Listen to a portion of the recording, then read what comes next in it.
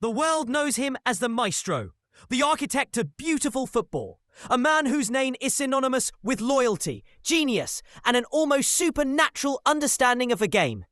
But behind that celebrated image, the one immortalized in statues and highlight reels, was a man carrying complexities the sporting establishment works tirelessly to conceal. He was the ultimate professional, a one-club legend, and a national hero. Yet his private world was far more intricate and tumultuous than the public ever perceived. While fans adored him for his flawless first touch, his visionary passing, and his calm leadership on the pitch, the real man navigated a landscape of emotional turbulence, professional betrayals, and a series of discreet alliances that insiders have whispered about for years. Today, we pull back the carefully maintained curtain surrounding one of football's most revered figures to reveal the version of him that club executives and agents hoped would never become public knowledge. The private understandings, the clandestine meetings, the intricate truth behind his relationship with his long-term manager. All of it formed the complicated reality behind the king of the modern game. Think you know this footballing icon? Think again. The man who made millions marvel at his artistry was leading a professional life filled with ambition, conflict, and secrets worthy of a transfer window thriller. Those within his inner circle protected these truths for his entire career, guarding the stories of his hidden professional dalliances from a fan base that worshipped him. But as you will soon see, he once confided to a trusted confidant. People think they know my loyalty. They don't know the half of it. And once you learn what really transpired behind the scenes, you will never watch his legendary performances the same way again. What makes these professional revelations even more astonishing is how effectively they were buried during his ascent to global superstardom. This was an era when a player's brand was everything, meticulously managed by powerful agents and club PR machines that controlled every aspect of a star's public persona. They maintained entire strategies whose sole purpose was to deflect speculation and ensure that any potential controversy never reached the back pages of the newspapers. For over a decade, the professional maneuverings of this legend remained tightly guarded. A testament to the meticulous control of the modern footballing machine and the fierce loyalty of his advisors. Yet now, with the passage of time and his retirement, a few brave insiders are beginning to speak. Recently uncovered agent notes, unpublished interviews with former club directors, and candid conversations with aging football veterans are shedding light on aspects of his career that were once considered untouchable. As the last people who were truly in the room where decisions were made begin to share their accounts, many feel the moment has come to tell their stories. Truths that reveal not betrayal, but the rich, complex reality of the man behind the footballing genius. Among these revelations are 6 clubs who, according to sources, captured his professional imagination when the stadium lights were off and the contract talks began in secret.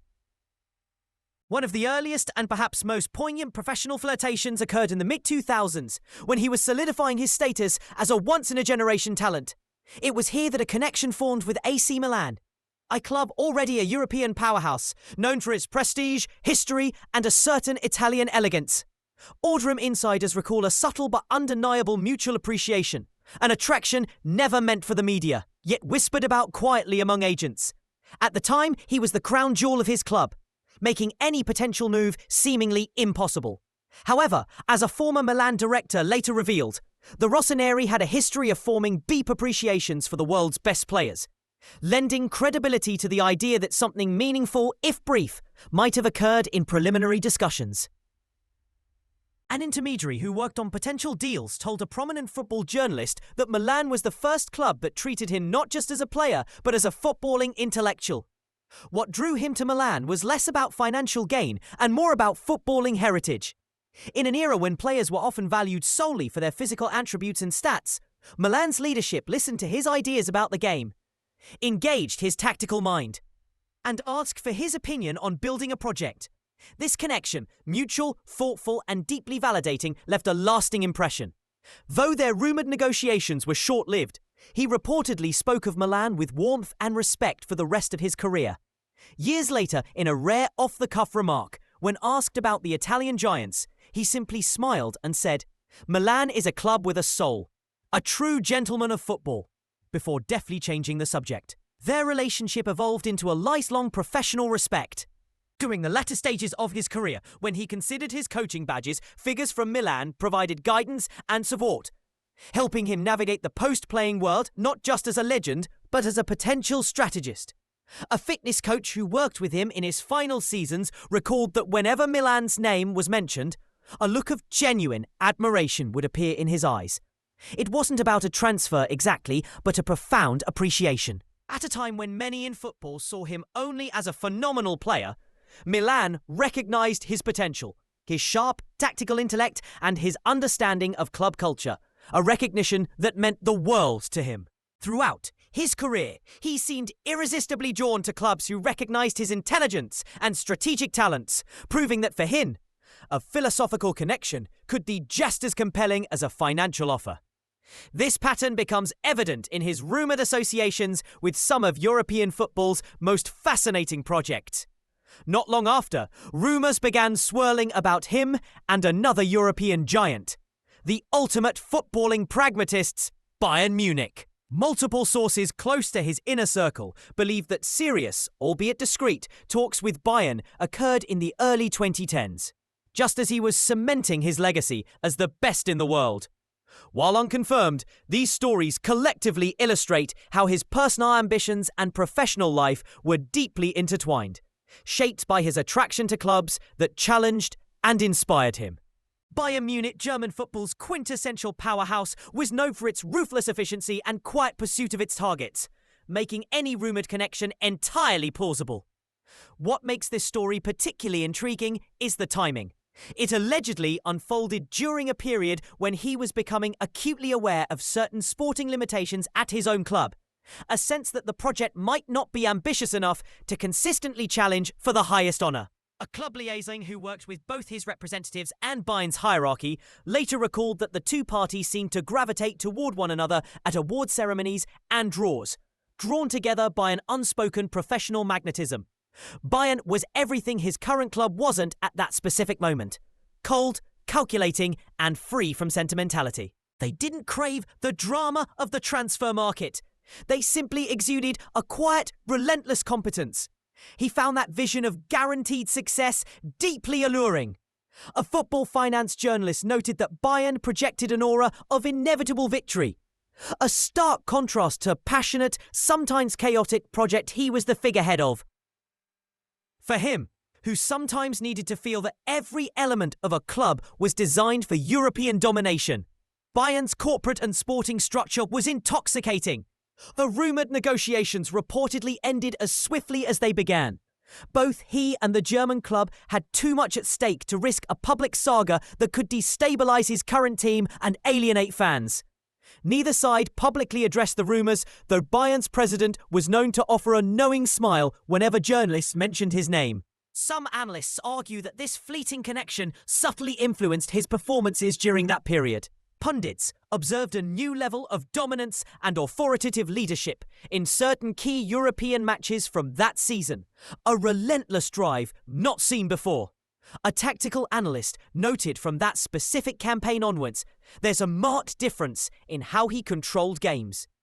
A fierce determination and a palpable will to win that elevated his entire team. A member of Bayern's supervisory board later revealed that the club kept a detailed dossier on him in their private archives until very recently, discreetly filed away among other historic transfer targets. The cover reportedly read, Project Maestro, the one that got away. The stakes were incredibly high. Bayern's notorious reputation for hard-nosed negotiations made any association with them potentially damaging for his image as Mr. Loyal. One security guard at his club's training ground recalled being discreetly compensated for witnessing a high-level Bayern official leaving a private meeting late one evening. The club's sporting director handed me a significant bonus and said, "Your discretion is appreciated. Forget who you might have seen tonight. I have a family to support.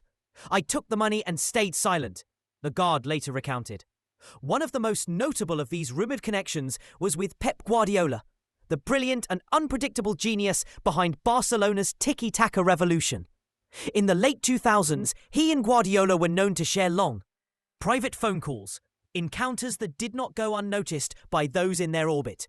A former Barcelona player later recalled that Guardiola was captivated by his mind, his impeccable spatial awareness, and his mastery of tempo control.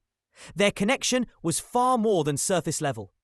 Guardiola saw in him what many pundits could not: a footballer who was a genuine pitch philosopher. This rumoured professional courtship reportedly stirred tension within his own club's hierarchy. Staff members remembered his manager's irritation whenever Guardiola was quoted praising him in the press or was spotted in the stands. One club secretary recounted, "The manager would demand to know the context of every public compliment. It was one of the few times we saw him visibly rattled by another coach's interest." A close friend of the player, cited in multiple biographies but never named, simply stated Pep was a genius and he loved footballing intellectuals. Indeed, Guardiola's brilliance and tactical unpredictability seemed to fascinate him endlessly. Neither he nor Guardiola ever confirmed the depth of their discussions. When pressed in a later interview, Guardiola offered only a cryptic response: "Some footballing minds are too pure to be reduced to transfer gossip," before refusing further comment. What makes this connection particularly compelling is its apparent impact on his career. Following their association, he began asserting more control over his team's tactical approach, eventually influencing key recruitment decisions. A performance analyst who worked with him recalled that he started questioning training methods, offering his own ideas about build-up play and challenging tactical norms in ways he had not before. A prominent sports historian noted, "The timing's impossible to ignore. His transformation from a supremely talented player to the undisputed on-pitch manager coincided with his intellectual exchange with Guardiola. He believed in his tactical genius, and clearly he thrived under that recognition." Many insiders believe that this intellectual partnership may have been more than a fleeting courtship. It could have been the spark that later enabled him to seamlessly transition into a managerial role himself. Some even claim that he adopted man management and tactical periodization methods he first learned about from his conversations with Guardiola. A club executive who saw him in team meetings during his final playing years remembered him channeling what staffers called his Pep mode, drawing intricate diagrams, speaking with a quiet intensity, and refusing to accept anything less than tactical perfection. It was a striking contrast to his calm, collected playing persona and proved remarkably effective in motivating his teammates. Perhaps even more surprising is his rumoured connection with the project at Paris Saint-Germain, following their transformative financial takeover. On the surface, they seemed an unlikely pairing. Yet, unpublished notes from a super agent suggest a brief but serious connection during a period when the French club was desperate to establish immediate credibility. They often communicated through intermediaries during Ballon d'Or events and maintained a warm professional relationship over the years. An advisor who worked for both parties swore that they shared a short, intense period of negotiation, mutually understood to be a long shot, but explored with genuine intent. In his private communications, he wrote, "It was never the primary plan, just a conversation that both sides agreed to keep private. But there was genuine intrigue. They respected each other's potential and for a brief moment considered the possibility of building an empire together." Adding weight to the rumours about him and PSG is the fact that their professional relationship remained cordial and respectful for years. The Qatari owners even made a memorable attempt to lure him for a final swan song years later, where the sheer scale of their ambition and the professional courtesy they showed him hinted at a dialogue that went far beyond a single phone call. When asked about PSG's project in a later interview, he offered only, "They have a grand vision, and they are relentless in their pursuit of excellence. You have to respect that ambition." The slight, knowing smile that accompanied his statement left everything open to interpretation. What makes this rumoured connection particularly intriguing is the contrast between PSG's nouveau riche, star-powered project and the historical, organic identity of his own club. His longtime personal trainer recalled that he confided in him about the appeal of a truly blank canvas. "After years of working within a specific tradition and structure," he said, "the idea of being the foundational piece of something entirely new was intellectually stimulating. PSG, with its limitless resources and desire to build a legacy from scratch, could provide exactly that creative freedom. Despite their seemingly mismatched identities, the two parties shared a mutual respect and a bold, forward-thinking ambition that modern football rarely offered. A PSG board member later commented in a leaked email, "He had a bigger vision for the game than most of the executives we dealt with. That's about the highest compliment we could give a player." Behind the scenes at a charity match, the rapport between him and the PSG leadership was more than just professional. A photographer recalled one moment when they weren't aware anyone was listening. The owner leaned over and whispered something that made him genuinely laugh. Not his polite public laugh, but a real, spontaneous one. And he nodded in a gesture that was appreciative, though not overtly committal. It was as if they shared a private understanding, a connection built on a shared, albeit different, kind of ambition. This dynamic, the bold, limitless potential of PSG versus the storied, weighty tradition of his club, offered him something he rarely experienced. A sense of being the architect of a completely new dynasty, a tantalizing what-if, in a world often dominated by history and expectation. Perhaps the most provocative of his rumoured professional dalliances involved an unnamed, newly minted Premier League club, reportedly backed by a sovereign wealth fund and one of his own club's emerging rivals. Years after his retirement, several staffers from these agencies spoke on condition of anonymity, recalling that he may have engaged in what one source described as a leverage play, after years of feeling that the club's ambition did not quite match his own. He allegedly sought to reclaim a sense of control in his career trajectory. A representative from the other club's office later explained, "It wasn't about leaving. It was about influence. After years of being taken for granted, he needed to level the playing field. Choosing a club with such immense resources and a direct competitive threat sent a clear message. I have options, and I'm not afraid to explore them." A club accountant added that his own board was aware of the contact but could do little publicly. They themselves were already entangled in other transfer sagas. One explosive internal meeting reportedly ended when his agent casually mentioned the rival club's name, leaving the directors visibly unsettled and silent for the rest of the discussion. The rival club in question remained a competitive threat for years, a testament to the tangled loyalties and high-stakes poker of modern football. What makes this alleged contact particularly significant is its potential impact on his power within his own club. Journalists who covered the team noted a distinct change in the board's behaviour around that time. Where they had once been cautious in the transfer market, they now sanctioned major, record-breaking signings. Something fundamental had shifted in their dynamic. The unnamed rival club reportedly wielded considerable financial power. A football administrator recalled that his club suddenly began receiving everything he had asked for. A new contract, assurances about sporting directors, and a louder voice in footballing decisions.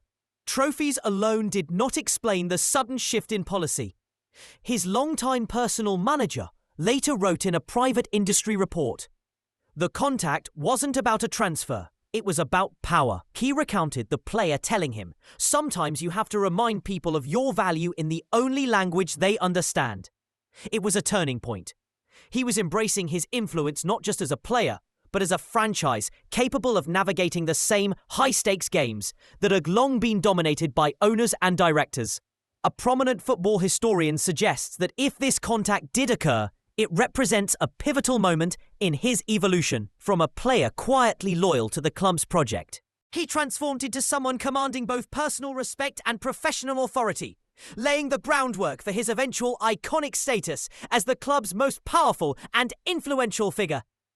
In the later chapters of his career, he found a deep professional and philosophical alignment with the project at Manchester City, following their acquisition by the City Football Group. After his final contract extension and as he entered his veteran years, several sources close to him recalled a gentle, mutual admiration forming between him and the City hierarchy. Both were at the peak of their powers, both navigating a new era of football defined by data, project building, and holistic club management. They offered each other a vision of a perfect modern footballing symbiosis, a late-career connection that contrasted sharply with the intense speculation of his earlier prime. A contact within the City scouting department recalled seeing his agent meeting with City's director of football repeatedly throughout one specific summer. This connection, they said, wasn't about a sudden move or money. It was two entities at the pinnacle of the sport, recognising and appreciating the other's flawless operation. Two icons who didn't need to explain their methodologies to each other, the contact told a Football Insider. What lends credibility to this rumoured connection is the undeniable professional courtesy and public admiration the two parties displayed whenever they were mentioned in the same context. Their ease, the subtle nods of respect in interviews, suggested a deep, mutual understanding that went beyond mere platitudes. His former technical coach recalled, he spoke differently whenever City's model was discussed. It wasn't the excitement of a potential new challenge. It was the quiet admiration of finding a club whose entire philosophy mirrored his own approach to the game. Neither he nor City's leadership ever publicly confirmed any substantive talks, and given their respective positions, discretion would have been paramount. Yet, those in the know noted a special level of respect in their interactions that hinted at a profound professional kinship. City's CEO was reported to have a shortlist of players he considered philosophy-proof, and he was at the very top. He didn't engage in many public flirtations, a colleague recalled, but whenever his name was mentioned in a strategic meeting, he listened. Whatever professional admiration existed between them seemed to be built on a foundation of pure, unadulterated footballing intellect. The timing of this connection was especially poignant. Both were defining an era. City establishing themselves as a European behemoth, and he cementing his legacy as the cerebral heart of a domestic dynasty. A pundit who knew both camps remarked that they had both achieved the highest levels of success through a mix of talent and ruthless intelligence. And in each other, they found a mirror of their own professional excellence. His final manager at his boyhood club reportedly accepted his admiration for the City project. Their relationship, according to insiders, was strengthened by this mutual understanding. The manager provided the day-to-day structure and man management, while respecting his captain's broader view of the footballing landscape. A staff member who worked with him in his final seasons recalled, the manager and the City hierarchy actually got along. There was no animosity. The manager once said, he sees the game on a different level. It's only natural he appreciates other projects built the same way. He took most of these secrets with him when he finally hung up his boots. In his final press conference, when asked about the many rumours linking him to other clubs throughout his career, he simply smiled and said, "The fans saw my loyalty. Only a select few in the boardrooms ever saw my ambition." Were these 6 rumoured professional affairs real? Football insiders who orbited his world say yes. The evidence points to a man who, beyond his public persona of unwavering loyalty, sought the respect, the sporting ambition, and the professional challenges his primary club had to constantly work to provide. In the end, what matters is understanding that behind the footballing icon was a real professional, complex, ambitious, and determined to achieve sporting perfection on his own terms.